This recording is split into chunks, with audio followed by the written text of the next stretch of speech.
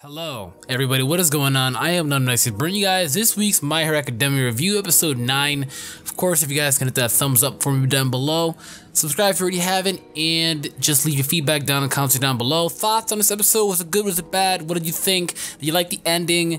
Cliffhanger much? A lot of cliffhanger much. Actually, yes. Episode ends off though introducing the villains, and they just ended off like that. We get no names, no reason as to why they're there.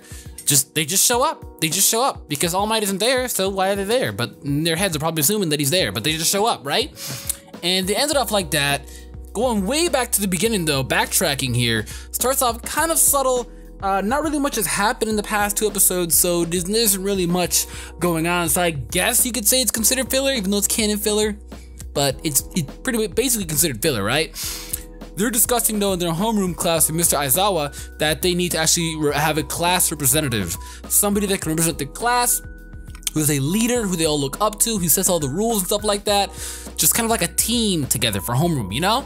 And it seems as though as they finally end up doing some type of democratic thing, and Deku actually wins with the vice president as Yorizawa, whatever her name is, the fine chick, right?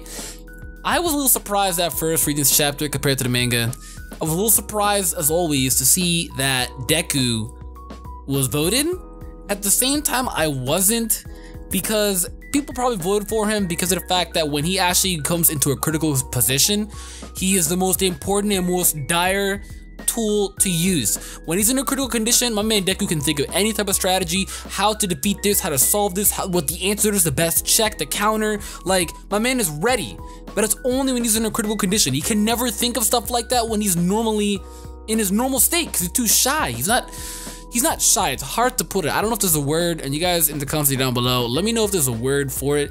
But it's someone that acts shy, but when they act shy but they talk a lot, it makes no sense. He's really shy and antisocial, yet he talks a freaking lot. I don't know if I'm just crazy. I don't know if it's a thing. I don't know if there's a name for it, but it's confusing the hell out of me, and I could not think of the word because I was watching this and I was thinking there has to be a word for this. I could not think of the word at all. Nothing came into my head, just absolutely nothing at all, right? So commotion actually outbreaks inside of the hallway. Now what I liked about this, or not what I liked about it, what I didn't like about this is the fact that how they were freaking out so much over some small little media. There was a top 3 security level because of media, right? This is the top school in the country for heroes. Very hard to get in, a high pristine school, and they're freaking out from media. What are they doing? I do not know. It makes no sense. But then in reality it does because they're heroes. They're doing this because it makes sense, right? Check it, right? They're gonna be freaking out after every single security procedure because they don't know the magnitude of it. They don't know if it's something small or something big. So they act accordingly, always assuming that it's gonna be something major.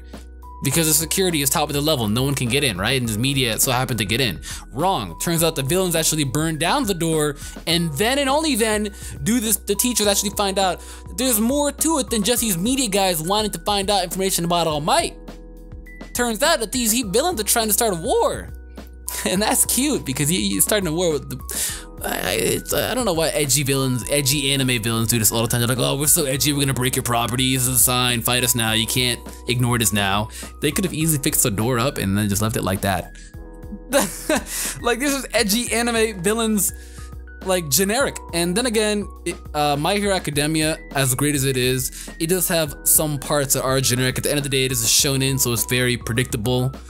Because shonens are supposed to be animes that are predictable, you know, easy to expect where they're gonna go. They're supposed to be hyped up. They're hype beasts is what they are, right?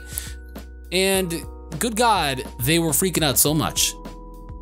But then again, it makes sense. You know, I like though how Ida actually, is it Ida or Lita? I keep messing that up. But I liked how Ida actually handled the procedure very carefully, probably handled it much better than everybody else because he instantly thought to himself, he instantly found out the issue, what it really was, that it wasn't a big deal, how to stop the issue, how in order to get everybody's attention, and then let them all know that it wasn't a big deal. He did this all on his own. Well, technically not his own. He got Ochaka to help him, or Uraraka. He got her to help him because she made him lighter, and then he eventually got everybody's attention. That's the qualities of a leader, and that's why at the end of the day, Deku actually chose him to be the leader, and now Ida is actually the class representative leader. Little sad though, because the girl Yoruizi or whatever her name is, she's a little upset. You know, you're not really getting much limelight, but you cute. It's okay. You get the looks. It's okay. And you're smart as hell. It's okay. Right? Check it though.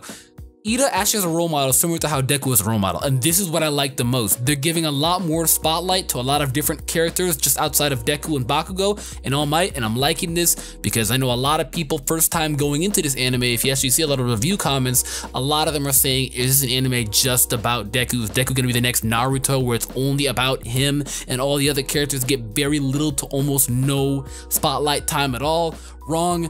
Uraraka and Ida actually got a lot of spotlight in this episode, as well as Sue, or Asui, which her name is Sue, and she's the frog girl. We got a lot of limelight with her as well as all the other homeroom classmates. We got just a little introduction towards a lot of them, and then a lot more introduction to the ones that you're obviously going to be seeing a lot more often, like Sue, you know, Uraraka, Ida, Bakugo, even though we've gotten a lot of him, but still just a little more, it wouldn't hurt, you know? We got a lot more introduction into those characters, and that's what I like the most here in this episode, that they actually did not just say screw it to all the characters in the cast. They actually all play a role, and I like that. I like that they're being humorous as well in the butts, and they're all picking on Bakugo. I'm like, yo, good, someone pick on this boy. I do not like Bakugo. He's an edgelord, and he just gotta know his role, dude. You gotta slow his roll and know his place, you know?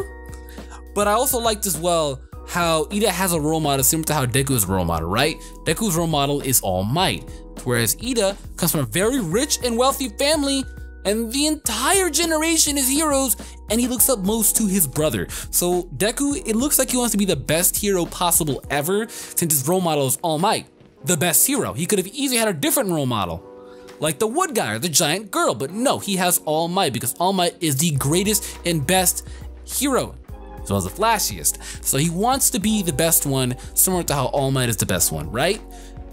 Ida wants to just be just like his brother, which his brother is clearly not the best one, but his brother actually is an elite pro hero.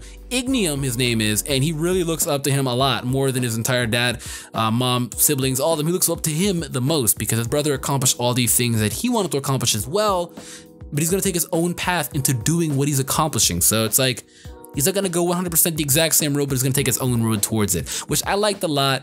It shows that he doesn't want to be exactly 1000% just like his brother, which is good. It's kind of like a reverse Sasuke Itachi, how Sasuke wanted nothing to be like Itachi. He wanted him dead. Oh God. But I like though, especially is Bakugo getting torched in the bus. I love that scene so much because I'm like, yes, slay him.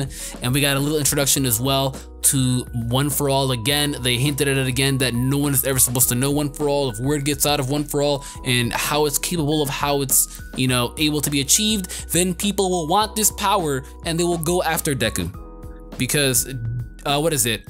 All Might's power is declining. It looks as though he's injured, and from going on the road that he is, most people go down this road and they die, all right? Not saying that he's gonna die, all right, because he's still alive in the manga, but most people go down this road and they expect someone to die. You know, he's completely injured. He has that Whitebeard effect where he's an amazing, amazing hero, but he's also really injured and crippled, eventually leading to death. So he's kind of dying right now. He's very injured. His powers are dwindling. He's slowing down and everything like that. So it's a good thing that he actually gave his powers to Deku. But the thing is, though, it's still done a lot more when he gave it to Deku. So I'm guessing he sped up the process. He was already injured and stuff like that. And that's just One For All. You have to eventually give it down. That's how it goes, you know? And, you know, if word gets out of how One For All is actually able to be used and they can acquire it, then yes, everyone's gonna come after Deku and they're gonna all find a way. They're just gonna do whatever it takes in order to get that power, because it is the strongest quirk is what it's looking like. If All Might is the strongest hero in the world, then yes, it is the strongest quirk. Think about it. All the other ones before All Might probably were gods, right? One For All he's one of the greatest quirks, if not the greatest quirk, right? And everybody would love to have a power of that. Even Sue points out that she thinks that Deku's quirk is actually very similar to All Might. He instantly makes that seem like it's not, and then she loses interest because he gets injured. So it's actually a good thing that he's like Melee Pichu, and he's constantly getting injured after every time he uses his quirk.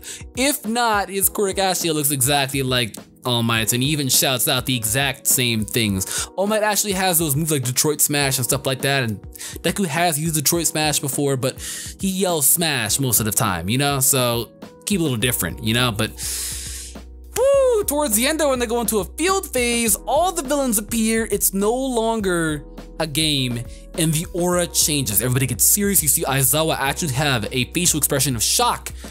For once, he's just some sleazy, laid-back guy that actually is shocked, and he's getting very serious, and even the teachers are getting serious, and now precautions are happening. I love scenes like this when they happen because it shows the best out of the people. You know, the people that you normally don't see the best from, like Aizawa. You know he's good, but then you want to see him struggling. You want to see him have a facial reaction that's different from his normal one, just acting completely different from himself, but in a positive way towards, like, an enemy. And that's what we got to witness today, and I like that. That's gonna be it though for this review though. Let me know what you think down below in the comments down below, and like the video if you already haven't. Subscribe for more content. Here in about like 3 weeks, you should be receiving a lot more content, almost daily. I'm in the process of moving, so deal with me if you sometimes see uploads every 3-4 days. But again, it's a review channel, so what do you expect? I only review when they go live, so yes. But that's it. Thanks for watching. With that being said, I'm gonna get out of here. Goodbye.